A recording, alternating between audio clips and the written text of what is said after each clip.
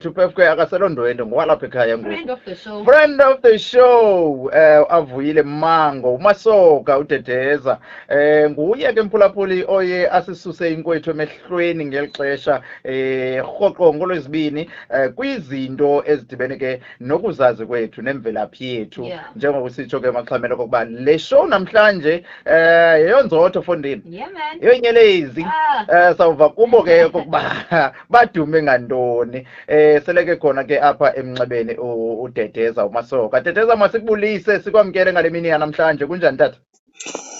Mandibhotise msasazi, ndibhotise kunobabini kunjawunjoku, ndikwabhotisa ke nakubaphulaphuli, ndingalishiyanga ke nebhunga lomthonyama apho kwelaa licala ndisithi ke Camagu. Camagu tata, ukanti ke uDedeza simthatha phaa kwibhunga lesizwe njengokwesitsho ke ibhunga lomthonyama.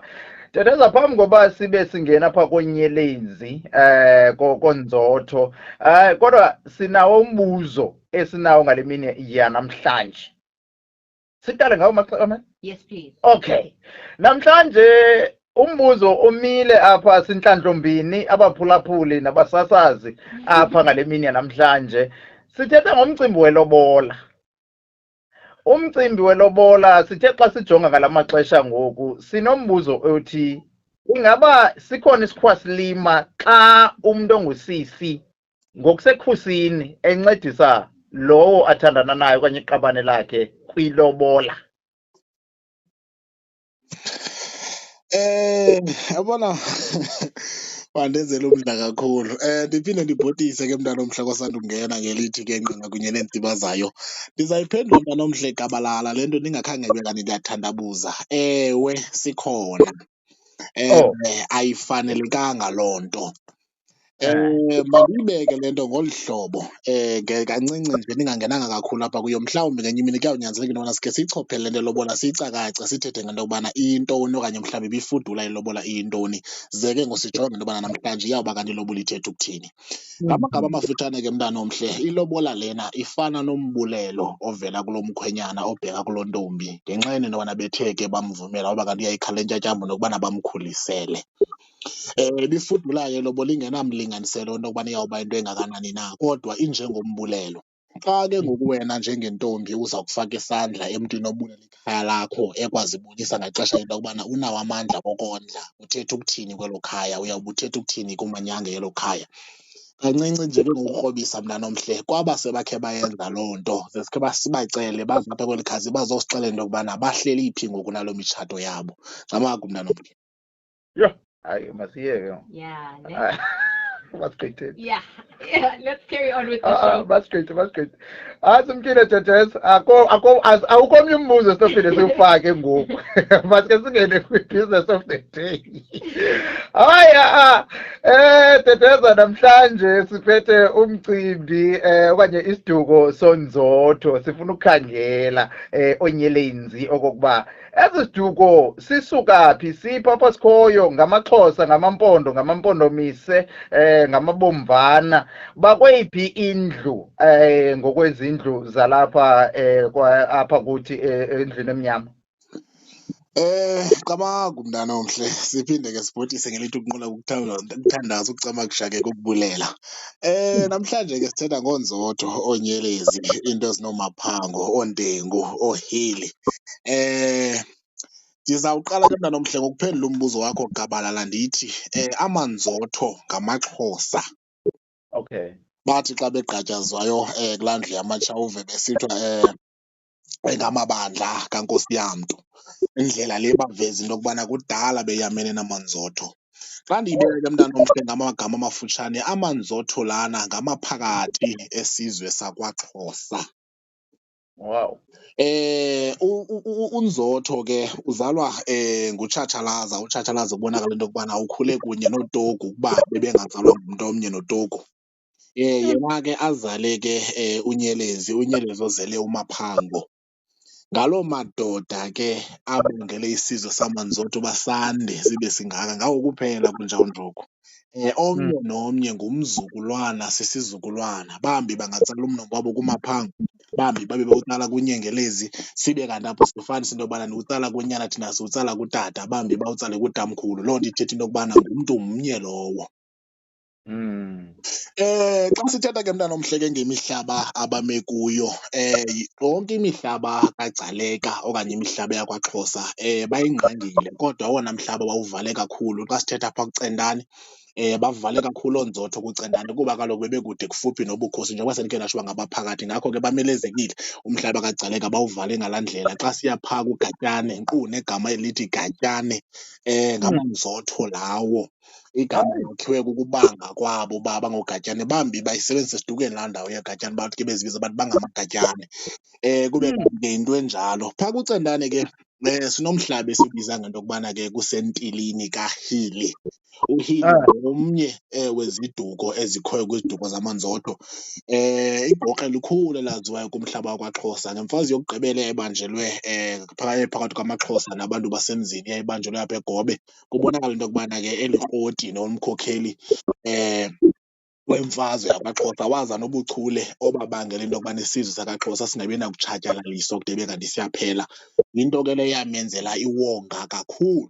Bave xa besithi ngunabela emntwini ngenxa yesithomo sakhe bayimfutshane ngolu hlobo nje, kodwa hayi, wayengajiki ukubheka apha ebantwini. Into ethetha into yokubana ke mntana omhle, amanzotho lana ngabantu bokukhalipha, ngabantu abangamakroti, ngabantu abantetho imnandi kwisanamhlanje. Silapho mntanomhle, silapho mntanomhle xa sitsala ke imbali yamanzotho. Kuninzi ke iinzimpi ezininzi eziliwe ngamaXhosa bebekhona kuba kaloku ngamaphakathi kwaye kwabona bangamaXhosa ngenkqu. Besa ke namhlanje yonke futhi imihlaba abayimileyo kunjawunjoku bayifumana njengewonga, bekwayibanga kuba ke imihlaba yookhokho bawo.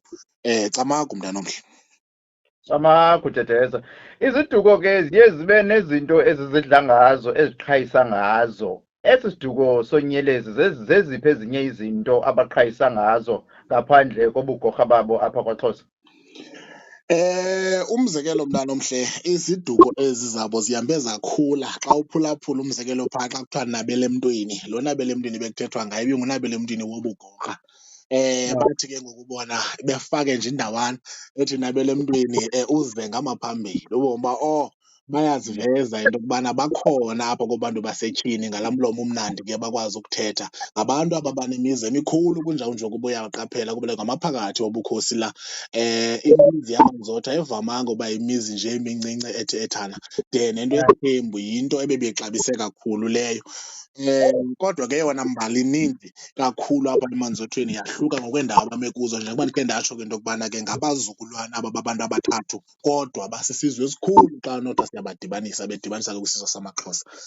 Zininzi iinto abazidla ngazo, zininzi izinto abazidla ngazo, kodwa ubugrokra yenye yezinto abazidla ngazo ephala phambili. Wow.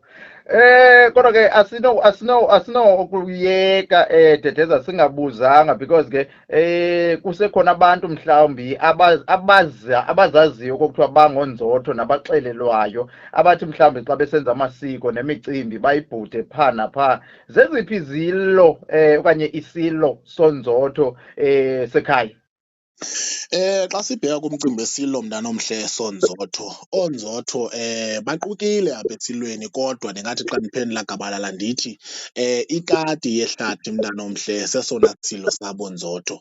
Xa ufika Oh. ke phaa kubo bayahluka, ufumaniseke omnye uyayinyusa le kati bambe bathi yingada, omnye ufumaniseke ubiza enye nomnye abize enye. Kodwa xa sithetha ke ngekati zengethe, elowo nalowo unzotho uyakwazi ukuzabela phaa. Bambi ke kulo mhlaba wakuCendane bayafuna ukuyisa phaa kwizilenzi ngenxa yento yokubana bahambe bayokrwebetsha isibongo sithi inyoka emnyama ecanda iziziba. Bafuna ukuzibiza ke nabo nabo izilenzi lelabo, kodwa esona silo sabo sicacileyo kwaye futhi siphandle yikati yengethe mntanomhle, le siyibiza ngento yokubana yinywaki.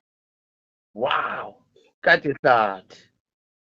Hayi ke, ndiyacinga uba siyivalile because ke ukuduma oku soyibekile ubukhalipha babo nokuthanda ilokhwe. Hayi.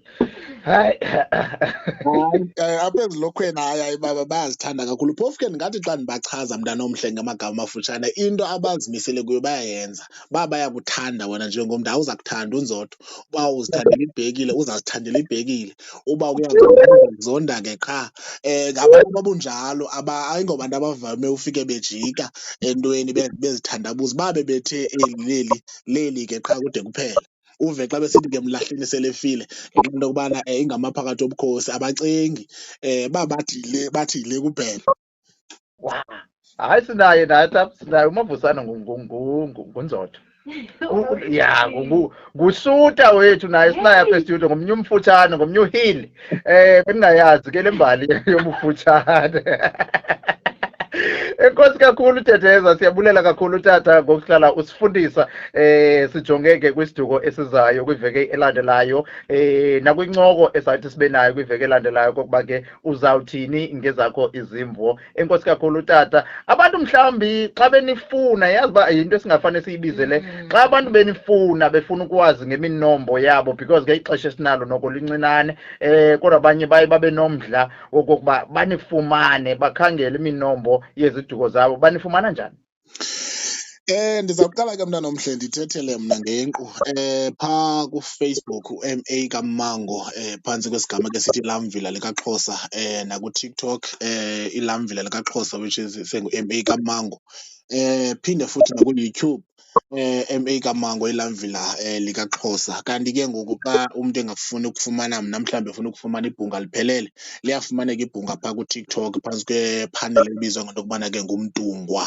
Xa efika phaa kwaMtungwa uzawufika ke ngoku atsho akwazi uba ancedeke abone uba ubheka nakoliphi na icala. Asitsali iminombo yodwa ke mntana omhle, zininzi nezinye izinto ezakwanto esizenzayo xa sesifika kwelaa cala, kodwa ke sawugqiba xa sesingaphaya. Ndicinga uba ndigqibile mntana omhle kwale micala. Inombolo ke yinto endingavamanga kwaye futhi endingathandiyo ukuyishiya ngoba abantu base babangabi naxesha lokufowuna uzibhaqe sowuxhaphazeka.